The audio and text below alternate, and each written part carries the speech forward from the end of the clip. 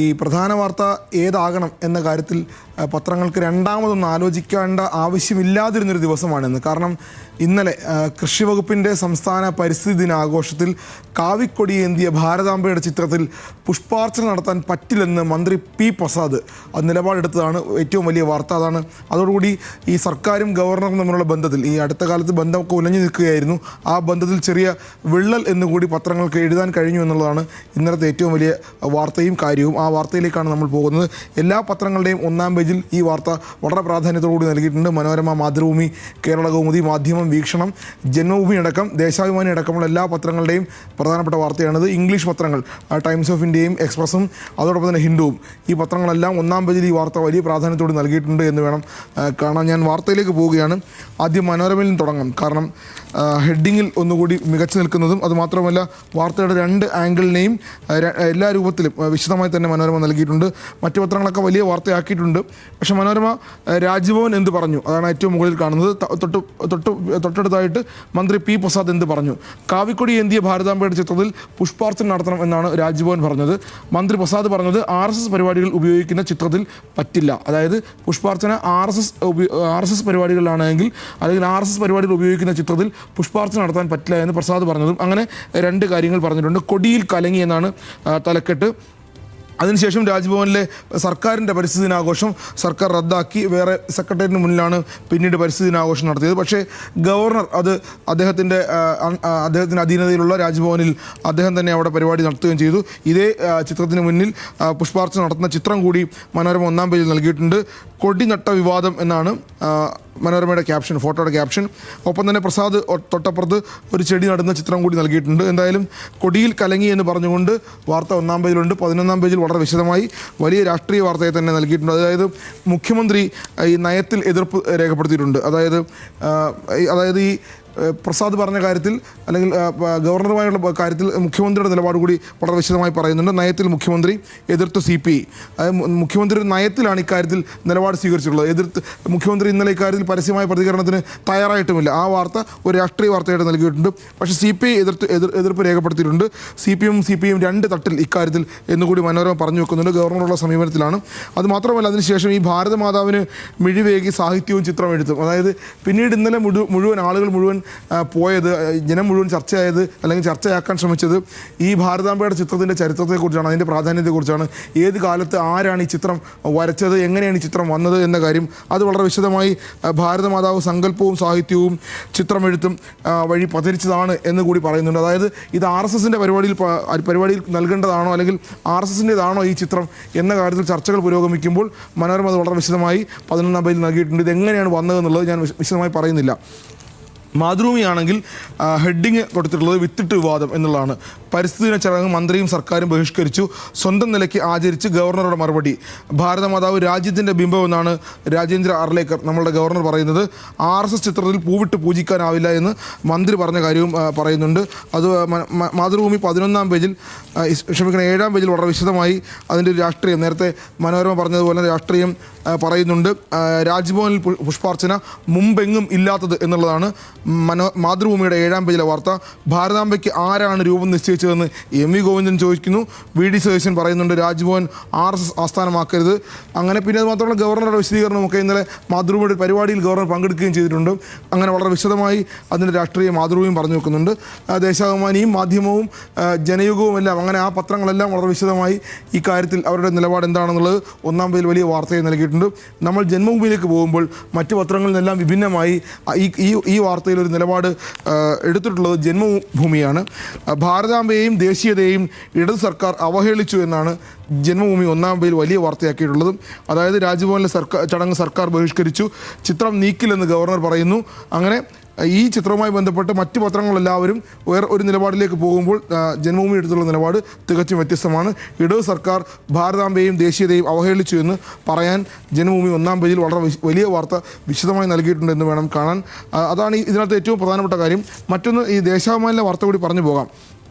കൃഷി വകുപ്പിൻ്റെ പരിസ്ഥിതി ദിനാചരണം രാജ്ഭവനിൽ RSS പരിപാടിയാക്കാൻ ശ്രമം. അതായത് ഇവിടെ ഇടത് സർക്കാർ അവഹേളിച്ചു എന്ന് ജന്മഭൂമി വാർത്ത എഴുതുമ്പോൾ ദേശാഭിമാനി രാജ്ഭവനിൽ RSS പരിപാടിയാക്കാൻ ശ്രമം, വേദി മാറ്റി സർക്കാർ എന്നുകൂടി ദേശാഭിമാനി പറഞ്ഞു വെക്കുന്നുണ്ട്. അങ്ങനെ വളരെ വിശദമായി ഈ വാർത്ത പത്രങ്ങളെല്ലാവരും അതിൻ്റെ രാഷ്ട്രീയം കൂടി ഇന്നും കൂടിയൊക്കെ ചർച്ചയാവുന്നത് കൊണ്ട് അതൊരു വലിയ വാർത്ത തന്നെയാണ്. മറ്റൊന്ന്, ഇനി ഏറ്റവും പ്രധാനപ്പെട്ട ചില കാര്യങ്ങളിലേക്ക് പോയാൽ മാതൃഭൂമിയിലേക്കാണ് പോകേണ്ടത്. മാതൃഭൂമി അടക്കമുള്ള ചില പത്രങ്ങൾ, ഞാൻ ഇന്ന് മറ്റ് വലിയ വാർത്തകളിലേക്ക് പോകുന്നില്ല, എല്ലാ പത്രങ്ങളും നൽകിയിട്ടുള്ള മറ്റാരും നൽകാത്ത ചില വാർത്തകളുണ്ട്, ആ വാർത്തകളിലേക്ക് പോകുന്നു. മാതൃഭൂമി വളരെ മനോഹരമായ ഒരു വാർത്ത 7-ാം പേജിൽ നൽകിയിട്ടുണ്ട്. മറ്റാർക്കും ഈ വാർത്ത കിട്ടിയിട്ടില്ല എന്ന് വേണം കാണാൻ. അതായത് മുഖ്യമന്ത്രി പങ്കെടുത്തൊരു പരിപാടിയിൽ ഒരു വിദ്യാർത്ഥിനിയുടെ അപേക്ഷയാണ്. ആ വാർത്ത ഇങ്ങനെയാണ്: ജപ്തി ചെയ്യരുതേ കുഞ്ഞു ദേവികയുടെ കൃഷിയിടം. അതാണ് ആ വാർത്തയുടെ ഹെഡിങ്. വാർത്ത ഇങ്ങനെയാണ്: പരിസ്ഥിതി കാലാവസ്ഥാ ഡയറക്ടറേറ്റ് ഏർപ്പെടുത്തിയ സംസ്ഥാന പരിസ്ഥിതി മിത്രം പ്രത്യേക ജൂറി പുരസ്കാരം ഏറ്റുവാങ്ങാനെത്തിയതായിരുന്നു Kozhikode Malaparamba Little Kings Anglo Indian സ്കൂളിലെ 4-ാം ക്ലാസ് വിദ്യാർത്ഥിനി KP ദേവിക. ആ ദേവിക മുഖ്യമന്ത്രിക്ക് ഒരു നിവേദനം നൽകുകയാണ്: എൻ്റെ കൃഷിയിടം ജപ്തി ചെയ്യരുത്. ഞങ്ങൾ വളരെ സാധാരണക്കാരായ കുടുംബമാണ്. അതായത് കടം വീട്ടാനാകാതെ ബാങ്കുകാരുടെ ഭീഷണിയിലാണ് ഞങ്ങൾ. എന്തെങ്കിലും ചെയ്യണം. ഇക്കാര്യത്തിലുള്ള ഒരു കത്ത് മുഖ്യമന്ത്രിക്ക് നൽകുന്നുണ്ട്. ആ രൂപത്തിൽ നന്നായി ആ വാർത്ത മാതൃഭൂമി കൈകാര്യം ചെയ്തിട്ടുണ്ട്. ജപ്തി ചെയ്യരുതേ കുഞ്ഞു ദേവികയുടെ കൃഷിയിടം എന്നാണ് മാതൃഭൂമി 7-ാം പേജിൽ വളരെ വിശദമായി പറയുന്നത്. കുഞ്ഞു സങ്കടത്തിന് തലകുനിച്ച് എന്നുകൂടി ആ ക്യാപ്ഷനിലുണ്ട്. മുഖ്യമന്ത്രി സാധാരണഗതിയിൽ അങ്ങനെ ഒരു ചിത്രം നൽകുന്നത്, അല്ലെങ്കിൽ ഇങ്ങനെ നിന്നു കൊടുക്കുന്നത് അപൂർവമായതുകൊണ്ട് ഒരുപക്ഷെ ആ വാർത്തയ്ക്ക് വലിയ പ്രാധാന്യമുണ്ട് എന്ന് വേണം കാണാൻ. എന്തായാലും ആ കുഞ്ഞു ദേവികയ്ക്ക് മുഖ്യമന്ത്രിയിൽ നിന്ന് അനുകൂലമായ നടപടി ഉണ്ടാകും മാതൃഭൂമിയുടെ വാർത്തയിൽ നിന്നുകൊണ്ട് എന്ന് പ്രതീക്ഷിക്കാം. മറ്റൊന്ന്, മാധ്യമത്തിൻ്റെ 1-ാം പേജാണ്. ഈ വലിയ വിവാദങ്ങളും വാർത്തയും ഒക്കെ നിൽക്കുമ്പോൾ തന്നെ, അതായത് ഈ രാജ്ഭവനുമായി ബന്ധപ്പെട്ട വാർത്ത മാധ്യമം 1-ാം പേജിൽ നൽകിയിട്ടുണ്ട്. പക്ഷേ ആ മാധ്യമത്തിൻ്റെ 1-ാം പേജിൽ ഏറ്റവും വലിയ വാർത്ത എന്ന് പറയുന്നത് ഹേമ കമ്മിറ്റി റിപ്പോർട്ടുമായിട്ടുള്ള ബന്ധപ്പെട്ട കാര്യമാണ്. വേട്ടക്കാർക്ക് ആശ്വാസം എന്നുള്ളതാണ്. വിവരങ്ങൾക്ക് പൂട്ടിട്ട് കമ്മീഷൻ. അതായത് ഇനി ഈ വിവരങ്ങൾ ഹേമ കമ്മിറ്റിയുമായി ബന്ധപ്പെട്ട് ഏതാണ്ട് 35ഓളം കേസെടുത്തിട്ടുണ്ട്. അതിൽ 34 കേസും ഇപ്പോൾ ഏതാണ്ട് ഒത്തുതീർപ്പിൻ്റെ വക്കിലാണ്. പരാതിക്കാർക്ക് മുന്നോട്ട് പോകാൻ താല്പര്യമില്ല. പക്ഷേ അങ്ങനെയൊക്കെ നിൽക്കുമ്പോൾ ഈ വിവരങ്ങൾ, അതായത് ഇനി അതുമായി ബന്ധപ്പെട്ടുള്ള ഒരു വിവരവും പുറത്തു വരാൻ പോകുന്നില്ല എന്നാണ് മാധ്യമത്തിൻ്റെ വാർത്തയിൽ നിന്ന് മനസ്സിലാകുന്നത്. ഇക്കാര്യത്തിൽ വിവരാവകാശ കമ്മീഷൻ, അതായത് ഹേമ കമ്മിറ്റി റിപ്പോർട്ടുമായി ബന്ധപ്പെട്ട് ഒരു കാര്യവും ഭാഗങ്ങൾ പുറം ലോകത്ത് ഇനി അറിയാനിടയില്ല. റിപ്പോർട്ടിലെ ഇരകളുടെ മൊഴിയുടെ അടിസ്ഥാനത്തിൽ രജിസ്റ്റർ ചെയ്ത 35 കേസുകളും പോലീസ് അവസാനിക്കുന്ന ഘട്ടത്തിലാണ്. അതുകൊണ്ട് തന്നെ ഇതുമായി ബന്ധപ്പെട്ട ഒരു കാര്യവും പുറത്തുവിടേണ്ട എന്നാണ് മുഖ്യ വിവരാവകാശ കമ്മീഷണർ V. ഹരി നായരുടെ നേതൃത്വത്തിലുള്ള 3-അംഗ ബെഞ്ചിൻ്റെ അഭിപ്രായം. അതുമായി ബന്ധപ്പെട്ട് ഇനി ഒരു കാര്യവും പുറത്തു വരില്ല എന്ന് പ്രതീക്ഷിക്കാം, അല്ലെങ്കിൽ അതാണ് സംഭവിക്കാൻ പോകുന്നതെന്നാണ് മാധ്യമം 1-ാം പേജിൽ വലിയ വാർത്തയായിട്ട് നൽകിയിട്ടുള്ളത്. ഒന്നുകൂടി കാണാം. ഇനി ദേശാഭിമാനിയിലേക്ക് പോയാൽ, ദേശാഭിമാനി മറ്റൊരു വാർത്ത: സ്കൂളുകളിൽ നമ്മളുടെ സ്കൂളുകളിൽ നമ്മൾ പഠിക്കുന്നതിനെക്കുറിച്ചും അല്ലെങ്കിൽ പാഠപുസ്തകങ്ങളുടെ ഒരു അവസ്ഥയെക്കുറിച്ചും നമുക്ക് നന്നായിട്ട് അറിയാം. സ്കൂളുകളിൽ തൊഴിൽ പഠിക്കണം എന്ന ആഗ്രഹം ഒരുപക്ഷെ, അല്ലെങ്കിൽ ഒരു തൊഴിൽ പഠിച്ച് സ്കൂളിൽ നിന്ന് പുറത്തേക്ക് ഇറങ്ങണമെന്ന ആഗ്രഹം ഒരുപക്ഷെ എല്ലാവർക്കും ഉണ്ടാകും.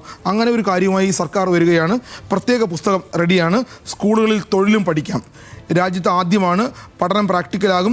12 തൊഴിൽ മേഖലയിൽ പ്രാഥമിക അറിവ്. സ്കൂളുകളിൽ നിന്ന് പഠിച്ചിറങ്ങുമ്പോൾ നിങ്ങൾക്ക് അല്ലെങ്കിൽ നമ്മൾക്ക് ലഭ്യമാകാൻ പോകുന്ന അറിവുകൾ, മേഖലകൾ ഞാനൊന്ന് വേഗം വായിച്ചു പോകാം.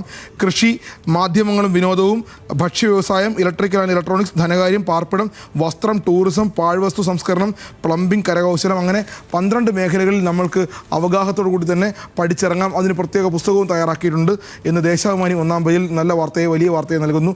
അതുമാത്രമല്ല മറ്റൊരു വാർത്ത കൂടി ഈ മനോരമ നൽകിയിട്ടുള്ളത്. മനോരമ ഒരുപക്ഷെ ഈ എല്ലാ പത്രങ്ങളും, ഞാൻ ഇപ്പോൾ പറഞ്ഞു പോകുന്നതെല്ലാം ഓരോ പത്രങ്ങൾ അവരവരുടെ മാത്രം വാർത്തയെ നൽകിയിട്ടുള്ള കാര്യങ്ങളാണ്. ഈ പറഞ്ഞ വാർത്തകളൊന്നും, അതായത് നമ്മളുടെ ഈ രാജ്ഭവനിലെ വാർത്ത ഒഴികെ ബാക്കി മറ്റ് പറഞ്ഞ വാർത്തകളെല്ലാം മറ്റ് പത്രങ്ങളിലൊന്നുമില്ലാത്ത ഈ അവരവർക്ക് മാത്രമുള്ള വാർത്തകളാണ്.